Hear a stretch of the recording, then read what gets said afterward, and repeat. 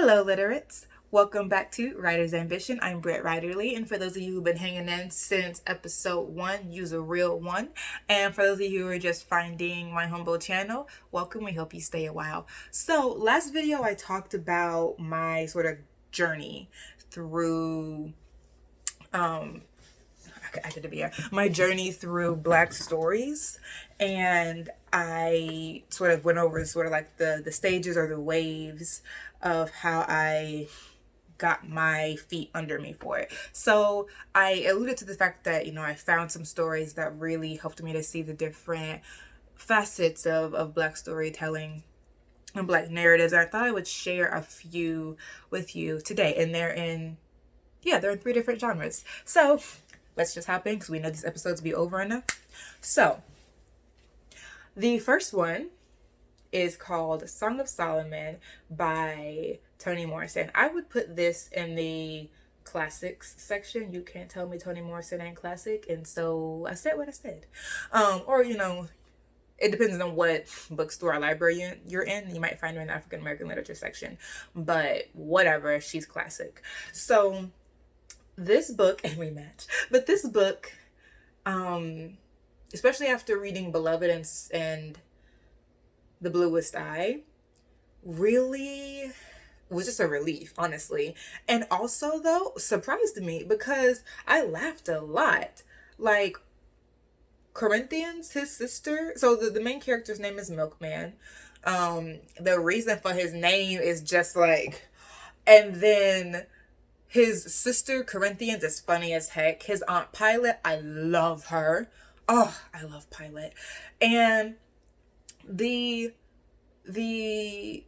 friendship between Milkman and his best friend Guitar, honestly, they are my favorite literary bromance, hands down.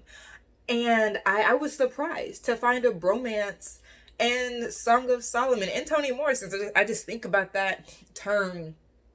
So, that's not a term that I would just associate with Toni Morrison. I'm not saying that she said these are bros, but I was just surprised to find the occurrence at all. And I love it. This is, you can read Toni Morrison's books for a lot of things, and there's a lot going on, but at its heart, this is a detective story. It's a mystery. Like, he's searching for a treasure. What? A treasure hunt? Like in Toni Morrison? Where? So I was just very shocked by this book, and the shock was very refreshing and revitalizing, and it was everything that I needed. Read this book. Read this book. It's amazing. I love it. It's my favorite Toni Morrison book. Like, people often say Beloved and whatever, that maybe because they haven't read another book by her, which, if you haven't, no shade. But, read The Bluest Eye. It's freaking amazing. So that was the first book. Or that's the number one book, I would say, that sort of helped me turn from that paralyzing fear that I was talking about. And if you feel it, Song of Solomon, check it out. The second was called Fledgling by Octavia Butler. Now, like I said, I write in the YA fantasy genre. YA fantasy is what was my favorite growing up. I still read a lot of books in that genre for several reasons that don't need to be listed here. But I'm not saying Fledgling is YA fantasy. It's not. It's sci-fi.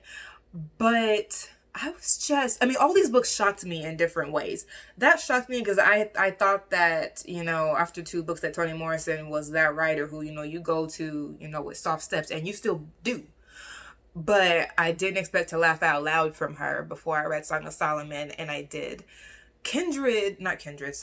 Fledgling by Octavia Butler, I didn't expect to find the supernatural in that way from Octavia Butler, and I hadn't read anything from her but Kindred by that point.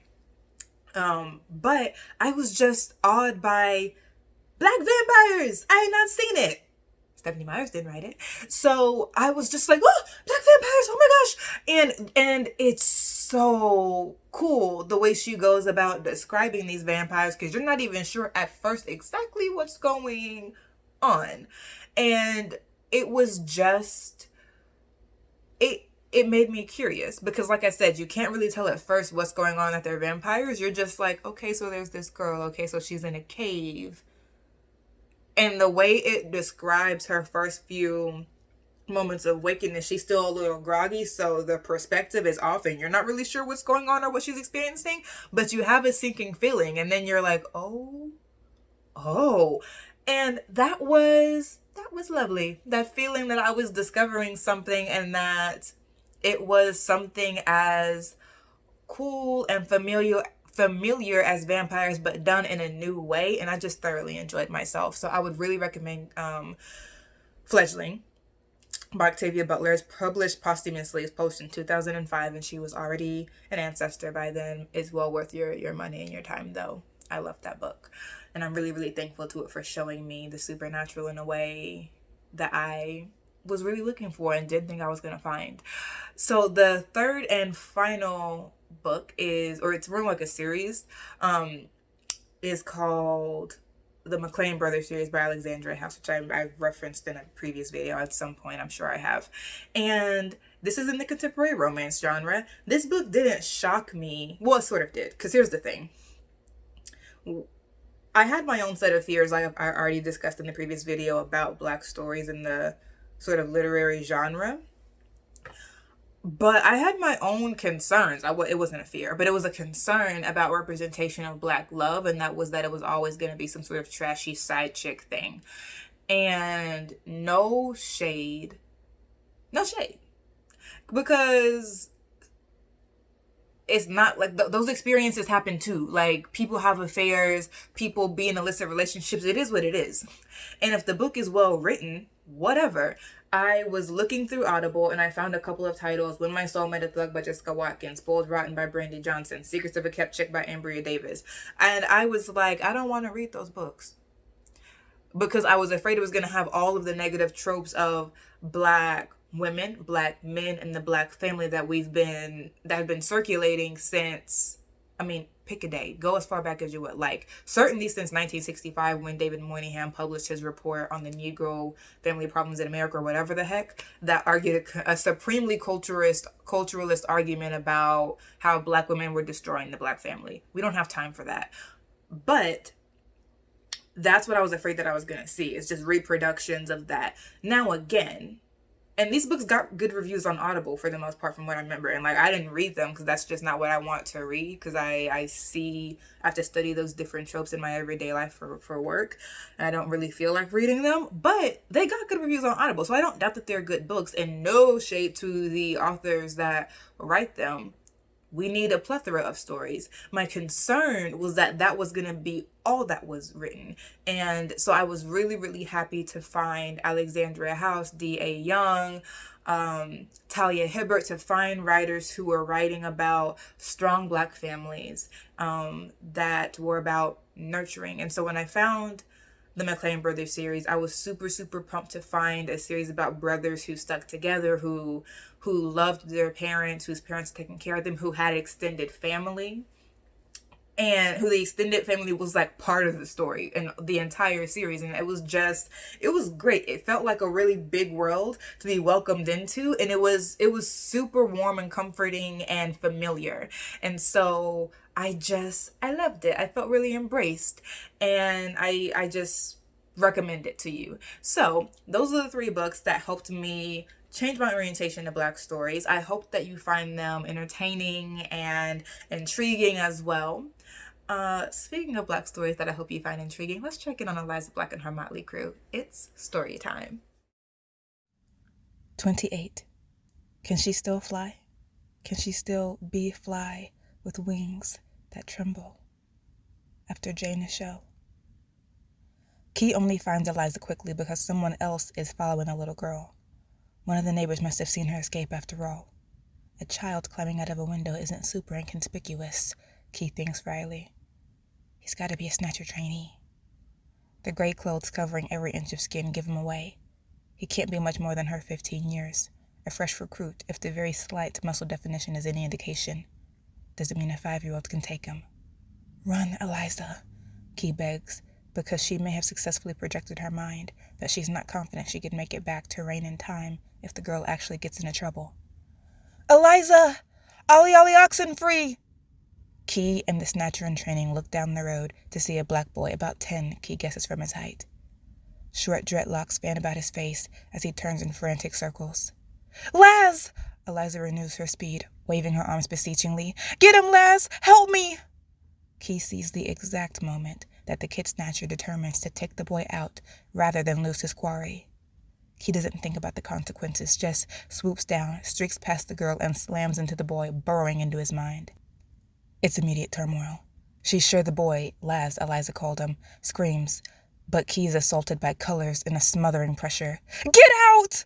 The desperate cry screeches through Key with physical force, and she's almost ejected. Give me control, or in 10 seconds you'll be dead and she'll be caught. His mind gives so suddenly, Key falls even deeper into his consciousness.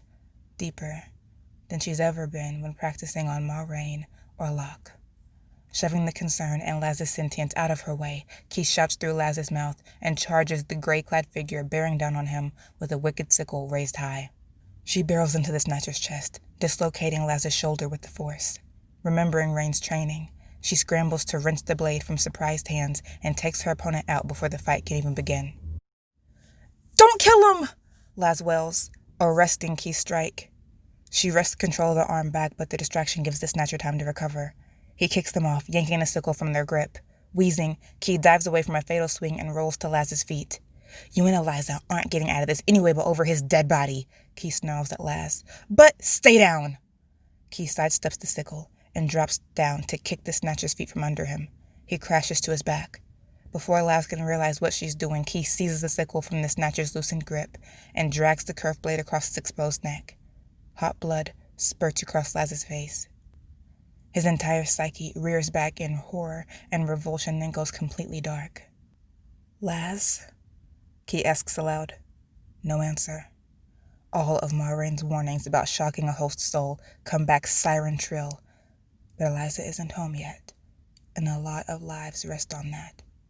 Key wipes Laz's face with the scant, clean material of the Snatcher's shirt. She barely remembers the rest. Hiding the dead boy in the bushes, sliding the sickle down the sewer drain and carrying a now dazed Eliza home. What she does remember is how long it took Laz to return to his own mindscape. 20 minutes. And how quiet his presence was when he finally did, almost undetectable. It wasn't you.